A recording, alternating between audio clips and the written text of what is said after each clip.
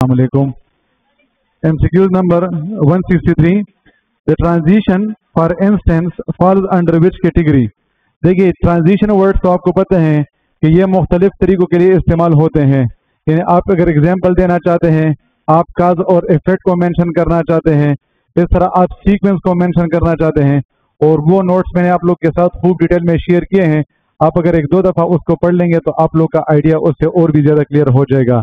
अब जहाँ पर भी फॉर इंस्टेंस आता है तो फॉर इंस्टेंस का मतलब होता है फॉर एग्जाम्पल। फॉर इंस्टेंस का मतलब क्या होता है? इसका मतलब होता है फॉर एग्जाम्पल। तो इस वजह से इसमें जो राइट ऑप्शन होगा वो कौन सा होगा? वो ऑप्शन बी होगा, इलिस्ट्रेशन या एग्जाम्पल। हाँ,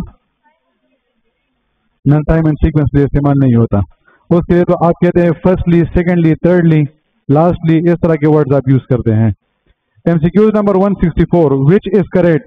आई am looking forward dash meeting you. देखिए इस चीज को अपने जहन में रखिए कि जब भी प्रीपोजिशन आता है तो प्रीपोजिशन के बाद आप लोगों ने हमेशा जरन को यूज करना है, और जब भी एडजेक्टिव आता है तो आपने हमेशा इसके बाद इन्फिनेटिव को यूज करना है। जब भी प्रीपोजिशन आता है तो आपने हमेशा इसके बाद जो है वो जरन को यूज करना है, और जब भी एडजेक्टिव आता है तो आपने हमेशा इसके बाद इन्फिनेटिव को यूज करना है। जरन का मतलब होता है ing form of verb use as a noun, और इन्फिनेटिव का मतलब होता है to plus first form of the verb. अब अगर आप यहाँ पर देखते हैं तो टू चूंकि बेसिकली एक प्रीपोजिशन है, तो इस वजह से इसमें जो राइट ऑप्शन होगा वो ऑप्शन बी होगा, I am looking forward to meet you. Sorry, option B, I am looking forward to meeting you. To meet you नहीं होगा, टू मीटिंग यू होगा। आप लोगों में से ज्यादा आप बंदों ने ऑप्शन ए ही लिखा होगा, लेकिन याद रखिए मैं फिर से आपको बताता हूं कि टू आप लोग के पास प्रीपोजिशन है। जब भी प्रीपोजिशन आता है तो आपने हमेशा इसके बाद जरन को यूज करना है, इन्फिनेटिव को यूज नहीं करना है। अगर आपने लिखा कि टू मीट, तो ये तो है to plus first form of the verb, और रूल के मुताबिक to plus first form of the verb नहीं आएगा, बल्कि इसके साथ ing फॉर्म ऑफ वर्ब आएगा। तो that is why the right option is option B. MCQ number 165, the infinitive and we must work carefully is. देखिए आप लोग के पास मॉडल वर्ब्स तो आप लोग जानते हैं, modal verbs can, could, may, might, should, would, must, ought to, need to, used to, dare to। ये आप लोग के पास मॉडल वर्ब्स हैं, और जब भी मॉडल वर्ब्स आते हैं तो आपने हमेशा इसके बाद first form of the verb को यूज करना है, और इस first form of the verb के साथ आपने SES, DED या ING वगैरह को यूज नहीं करना है। जब भी मॉडल वर्ब्स आते हैं तो आपने मॉडल वर्ब के बाद हमेशा first form of the verb को यूज करना है, और इस first form of the verb के साथ आपने SES, DED या ING वगैरह को यूज नहीं करना है। फॉर एग्जाम्पल अगर MCQs आ जाए कि आई कैन डैश स्क्वाश, अब एक ऑप्शन है प्ले, दूसरा है प्लेस, तीसरा है प्लेड, और चौथा है प्लेन। अब चूंकि कैन आया है, कैन एक मॉडल वर्ब है, तो इस वजह से इसके बाद first form of the verb आएगा, और इस first form of the verb के साथ आपने SES, DED या ING वगैरह को यूज नहीं करना है।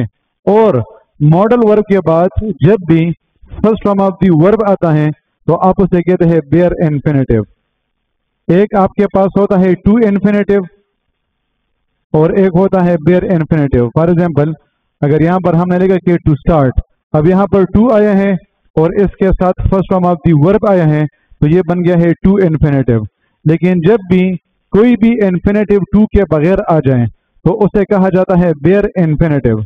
कोई भी इन्फिनेटिव अगर टू के बगैर आ जाए तो आप उसे कहते हैं बेयर इन्फिनेटिव, और मॉडल वर्ब के बाद जो first form of the verb आता है तो आप उसे कहते हैं बेयर इन्फिनेटिव। वेयर का मतलब होता है विदाउट टू, वेयर का मतलब होता है विदाउट टू। तो ये एक ऐसा इन्फिनेटिव है जिसको हमने टू के बगैर इस्तेमाल किया है। अब अगर आप इस सेंटेंस को देखते हैं तो आपके पास है कि वी मस्ट वॉक केयरफुली। तो चूंकि मस्ट आया है, अब मस्ट के बाद जो वर्ब आया है first form of the verb, तो वो क्या बन गया है, वो आपके पास बन गया है infinitive. MCQs number 166, what a pleasant day during a hurricane. Hurricane का मतलब होता है तूफान। अगर तूफान आई है और आप कहते हैं कि आज तो बड़ा जबरदस्त माहौल है या अच्छा मौसम है, तो ये बेसिकली आपके पास क्या है, ये बेसिकली आयरनी है। इस चीज को आप लोग अपने ध्यान में रखिए कि एक होता है आयरनी, एक है सेटायर और एक है सार्केज्म। इन तीनों में आप जो कहते हैं आपका मतलब इसका अपोजिट होता है। सेटायर में, आयरनी में और सार्केज्म में आप जो बात कर रहे हैं आपका मतलब बिल्कुल इसका अपोजिट होता है। जिस तरह के तूफान में आप कह रहे हैं कि आज तो मौसम बहुत अच्छा है, तो आप इसके अपोजिट कहना चाहते हैं। तो अगर इन तीनों में हम opposite of what is said कहते हैं, जो हमारा मतलब है, हम जो कहते हैं हमारा मतलब इसका अपोजिट होता है, तो फिर इसमें फर्क क्या होता है? फर्क ये होता है कि irony is usually used for funny things. आप जब किसी चीज में मजाक पैदा करना चाहते हैं या हंसी पैदा करना चाहते हैं तो आप उसके लिए आयरनी को यूज करते हैं। अगर सोसाइटी में कोई गलती है और आप उसमें रिफॉर्मेशन लाना चाहते हैं, आप उसको ठीक करना चाहते हैं, तो उसके लिए सेटायर होता है। और जो सार्केज्म होता है, इसमें बेसिकली आप इंसान को हर्ट करते हैं, आप उसमें इंसान को तकलीफ देते हैं, जिसको आप लोग उर्दू में तंज भी कहते हैं। आप इसे क्या कहते हैं? तंज भी कहते हैं। तो आयरनी में, सेटायर में और सार्केज्म में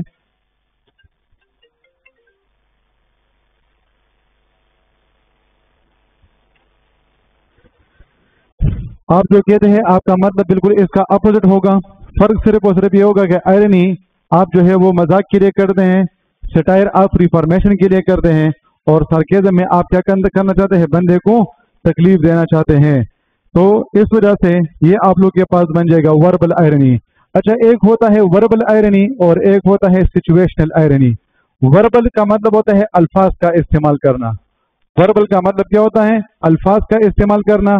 और सिचुएशनल आयरनी का मतलब होता है कि हालात जो है वो सिचुएशन ऐसी बन जाती है। फॉर एग्जाम्पल, आप लोगों ने ये प्लान किया है कि कल आप लोग ट्रिप के लिए जाएंगे, लेकिन कल आप जैसे ही उठते तो बारिश हो रही है, तो सिचुएशन क्या हुआ? उस सिचुएशन ने आपके प्लानिंग को जो है वो खराब कर लिया है, तो इस वजह से आप उसे कहते हैं सिचुएशनल आयरनी।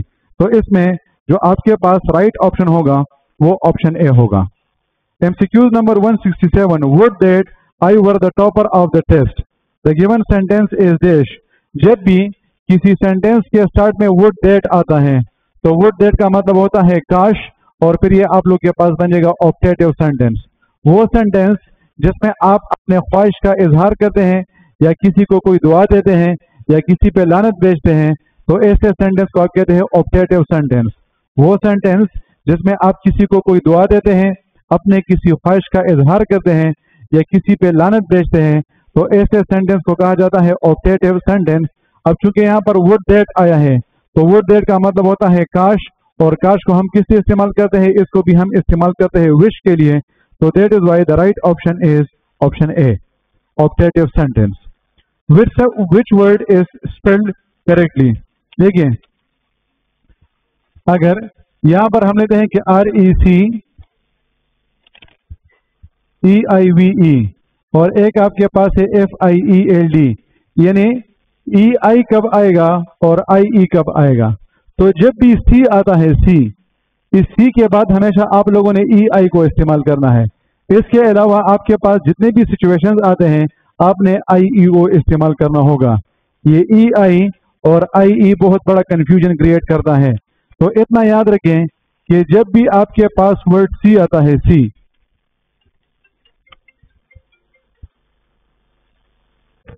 जब भी आपके पास वर्ड C आता है तो आप उसके बाद EI लगाएंगे, बाकी सब जगहों पर आप क्या करेंगे? IE को यूज करेंगे। तो इस वजह से इसमें जो राइट ऑप्शन होगा वो मेरे ख्याल से ऑप्शन ए और ऑप्शन बी दोनों एक जैसे हैं, तो इसमें से आप जो भी लगाते हैं वो ठीक होगा।